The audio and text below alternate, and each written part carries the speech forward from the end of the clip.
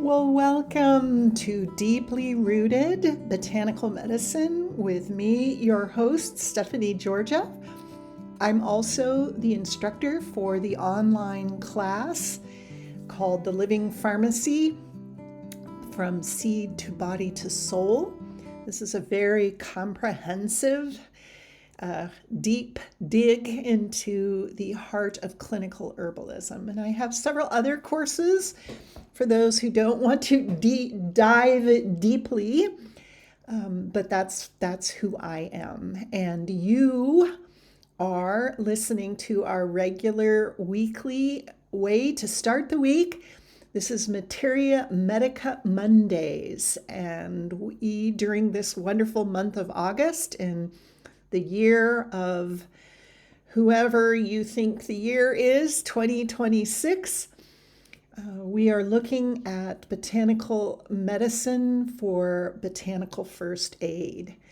And if you go to the program links in the program notes, you will be taken to the Living Pharmacy School, where all sorts of botanical medicine courses are available.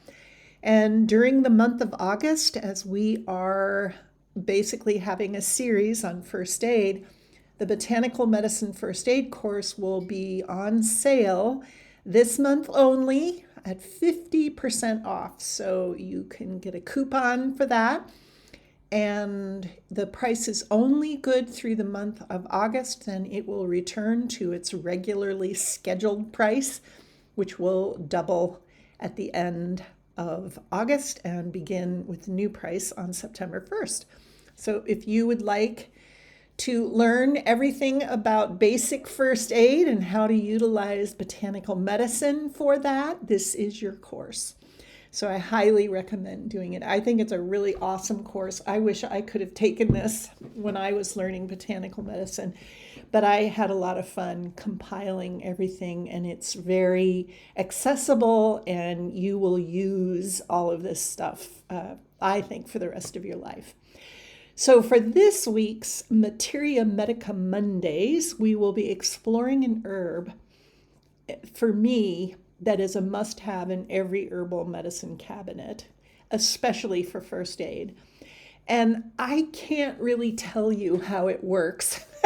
I'm very much into science. I enjoy science. I accept things that aren't really scientific. I have no problem with that.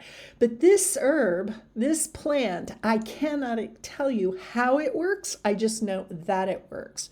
And I've had incredible results with it in my personal health, as well as prescribing it to my clients. And without further ado, this plant is called Helichrysum. It's also known as Immortella, and it's also known as everlasting. Now, some herbalists call it curry plant. I have not seen that, but I need to inform everybody. But this is one of those cases where you really do need to know the Latin binomial. And the Latin binomial is called Helichrysum italicum. And this is a species of flowering plant in the family of Asteraceae, and that's the sunflower/daisy family. And this plant often goes by the name, as I said, by everlasting, immortella, or starflower. Or strawflower, excuse me. That's another one. And the name is derived from the ancient Greek word, which is helios, or sun, and chrysos, or gold. To get the specific medicinal effects, you need, as I said, you need to know your Latin here, and Helichrysum italicum is what you're looking for. Helichrysum is a self-seeding plant that grows native in dry, rocky, and sandy terrains throughout the Mediterranean. And if you go into Albania, and you go into the herb stores there or the open air markets, it's often sold as a dried plant, and it can either be used as tea or a lot of times it's used in floral arrangements, but to me, it's absolute gold. It's a self-seeding plant. As I said, the stems are woody at the base and they can reach up to 2 feet high or higher. And they have little clusters of yellow flowers, and these are produced in summer. And they do retain their color after picking. And as I said, they're used often in dried flower arrangements. Commercially, the plant is used in a fixative and perfumes. It does have an intense fragrance. For me, I would call it a base note. Base notes are usually used to quote unquote anchor a formula or a scent. And for me, it smells a little bit like sage or wormwood. I wouldn't say, for me personally, it's, oh yay, I like that scent, but I love what it does.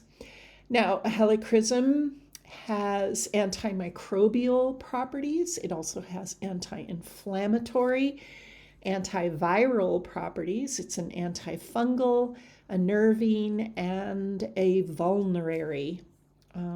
It's really good for helping wounds to heal more quickly. And as I say, the mechanisms, I personally don't understand them. It doesn't mean they haven't been discovered, but I just personally think it's magic. My personal use of Helichrysum is that it instantaneously heals bruised cuts and cuts. It's like magic. And when I was in Peace Corps in Albania, to heat my room, I had this really old gas heater where I had to twist a valve and light a flame that would become what most of us would consider an outdoor heater. And I was always afraid that I was going to blow up my flat. And that stupid valve was really difficult to use, and trying to balance the canister and the valve and the lighting, it was a skill that I didn't really want to develop. But once I was having really a difficult time opening the valve. And in my hands, for some reason, especially in my fingers, and particularly my middle fingers, the veins in my hands are right over the knuckles in the inside of my finger, like the palm side. And I bruised it trying to open this stupid valve. And what it did was it started bleeding internally, which meant my finger started swelling up like Veruca salt in Charlie and the Chocolate Factory. And as you can imagine, in rural Albania, healthcare is a bit primitive. And I didn't think the nature of my problem was something that anyone could do anything about other than to cut open my finger and drain the blood, which I also didn't think was something I wanted to do under those circumstances.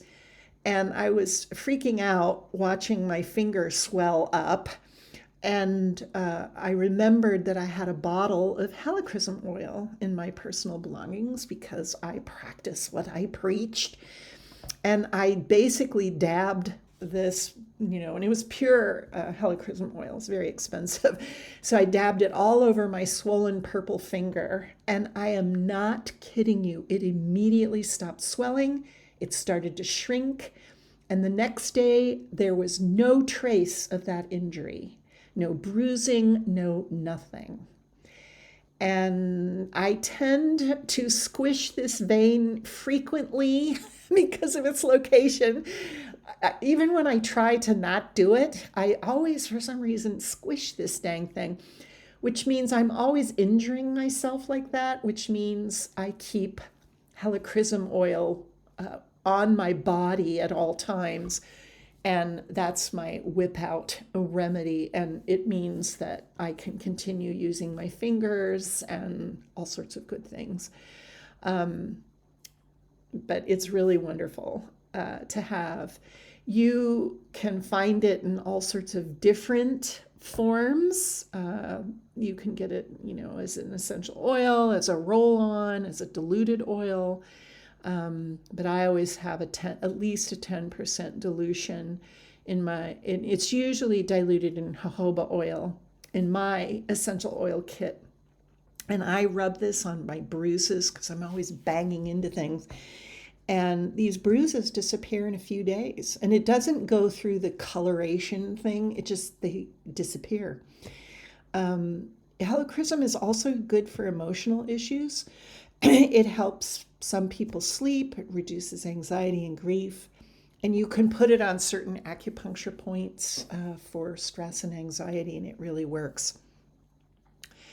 Now, this is the premier agent for skin trauma and circulatory support. Helichrysum is really good for injuries involving broken capillaries, bruises, and any type of skin damage. Excellent for bruising. It's really, like I said, it's magic. I don't know how it works, but it works.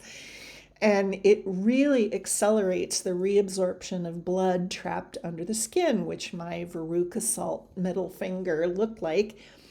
And it's really, I can't, it's just, you have to use it. That's all I can say. It's really good for minor cuts and scrapes. You can use this on broken skin. It does have astringent and antimicrobial properties. And so it's really good for cleaning minor abrasions and promoting rapid tissue closure. It's awesome for making sure that you don't get a scar. It's really good for skin repair. And they're starting to put this in a lot of beauty products. So that's interesting. And it's also excellent for stopping nosebleeds. You just put a little diluted Helichrysum essential oil or tincture, and you put it on a cotton ball, and you put it on your nose, up the nose that's bleeding, and it really helps stop nosebleeds. And it also helps heal any type of irritated nasal mucosa. Sometimes people get nosebleeds because it's really dry outside, and their nasal passages kind of crack and bleed, and this is a wonderful way to do that. Now, Helichrysum is almost exclusively used topically, and it's usually used in the form of essential or infused oil. And you can get diluted topical applications. Um, you know,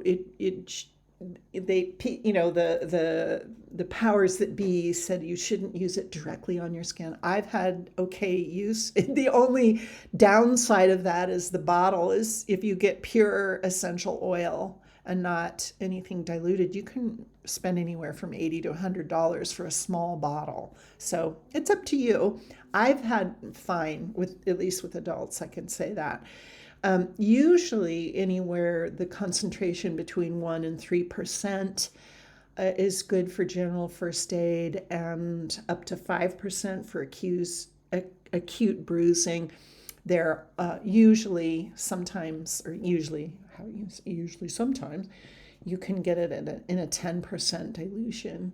A compress is really good for deeper tissue trauma, and you just add a few drops of the diluted oil or a very strong tea of the flowers into a clean, damp cloth and apply it directly to the area.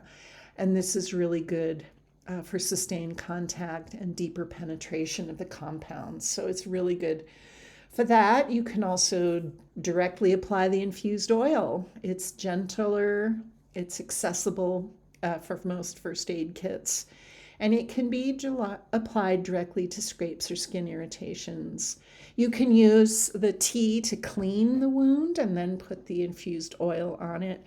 It's also really nice in a hydrosol, which is the floral water byproduct of the distillation process of Helichrysum. And this is a really good non-greasy option for soothing widespread skin inflammation like minor burns, contact dermatitis, things like that.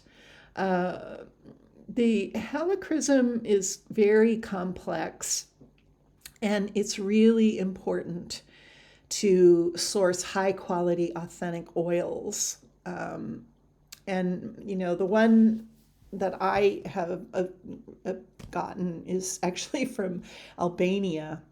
And there are other places, other sources. So if you have a really good essential oil source, I highly recommend doing that. The other thing that you need to be aware of is that there is some clinical evidence that Helichrysum may have some anticoagulant properties. So if you're on any type of blood thinning medication, this might not be the best idea for you. It's very stable, so it's really good for a travel first aid kit. I keep some in my purse, and the parts that I'm not using, I usually keep in the refrigerator, but that's what I do with all my essential oils anyway.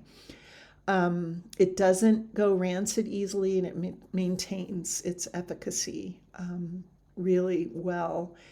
Now, there are lots of products on the market, and there are two distinct categories. There's the pure essential oils, which are distilled, and then you have the infused or diluted formation. And your key signal is the price. So if you get a bottle, which is a size of, usually it's 15 milliliters of essential oil, is usually the size of most essential oil bottles. If you're spending $15 to $20 on that, it's not pure. It's diluted, even if it says it's pure. Because the pure, it takes so much product to make a little bit, it's very expensive. So it's anywhere from $80 to $100 for a small 15 milliliter bottle.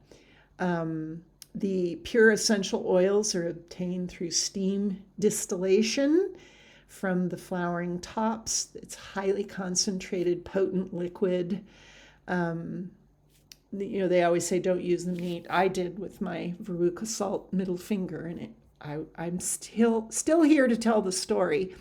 The infused oils are basically taking the flowers and put it in a fixed carrier oil. So it could be like olive, sunflower, usually jojoba oil, because jojoba doesn't really have a scent. And it's basically macerates for a couple of weeks. And this is much milder in essential oils. And these are usually what you get in the roll-on types. And then you can get commercial blends, and it just varies on the concentration. I really like Oracacia products. I don't get any sponsorship from them, but I find that they are very high quality, medium priced oils where you're getting what you think you're buying, but you're not spending hundreds and hundreds of dollars for a small portion. So they're a good company. I like them. I like their products. Because they're so expensive, it takes like 1,000 pounds to make 1 liter of Helichrysum essential oil. And those are very light flowers. So a ton of Helichrysum flowers is going to take up an entire barn. And this is why it's so expensive. Definitely get the roll on. Definitely, if you can afford the pure essential oil from a reputable company, I would tell you to invest in that, as well as a diluted oil as well. You will not go wrong with this oil.